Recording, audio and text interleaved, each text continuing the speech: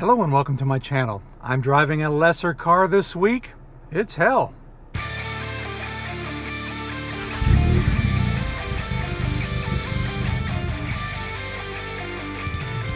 Welcome back and thanks for being here. My car is out getting some elective work done this week, and so I'm driving my daughter's car, both as alternative transportation and to keep it exercise while she's away. Her car is a stock 2015 Launch Edition Golf with a manual transmission and 2 doors that we bought back in 2018. It's exactly the kind of bare bones car that I might have driven during my first 25 years of driving, except my cars had crank windows and digital music over Bluetooth to a touchscreen stereo hadn't even been invented yet. Driving this car has shown me that my GTI has given me much to appreciate, and it's revealed things that I really miss. Just walking up to her car reminds me, I have to reach into my pocket and push a button on the key fob to open the door? That is so old school. And then I realize, I actually have to reach into my pocket and remove the key to put it in the ignition so that I can start the car. It's so barbaric, and the stereo is really anemic. Even worse, with only 170 horsepower on tap, I have to tolerate every jackass who decides to speed up while I'm trying to make a casual pass. It's irritating because they slow down when I move in behind them, but then speed up again when I move to pass. I have to just take it. And that wouldn't be a problem in my GTI. Just pass, done. I love it.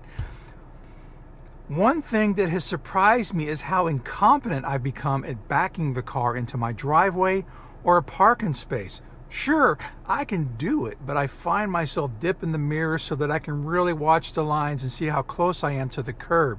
Even then, I manage to back too far away from objects. Objects in mirror are not as close as they seem. How did I even do this during the 30 years prior to having my GTI? That backup camera has really spoiled me. Now imagine if my GTI had lane keep assistance, adaptive cruise control, or even automated braking. What kind of buffoon might I be then? I was reading comments on a camper van video, and one viewer was really disappointed that the ProMaster chassis does not feature lane keep assist. He said that he didn't want to have to babysit a 9,000-pound RV as it rolled down the highway. What babysit? Remember when that was called driving? Pepperidge Farm remembers. I've always thought that too much technology in cars would make us stupid drivers. Having experienced it myself to a small degree has enforced that thought. Can self-driving cars come soon enough to save us from ourselves? One thing about driving this car that has surprised me is the number of boy racers who rev their engines around me. My wife, too. That rarely happens when I'm driving my sedate GTI, even with its flashy tailpipes. But my daughter's car sort of looks like a kid's car, even though it's stock. The only visible mod is a set of Volkswagen Durban wheels that I had refinished and then gave her when I decided that I didn't want them. She has a few stickers on the car, some to be silly and some to be supportive of a club or a product, and somehow that sends a message, I'm fast and like to race. I've made it clear to her that her car is too gutless to even think about responding to a challenge, not to mention the fact that racing will get her in plenty of trouble as a service member. So why am I telling you all of this? I guess a lot of people look down on the GTI, either because they drive nicer cars or, well, I guess I don't know or really care.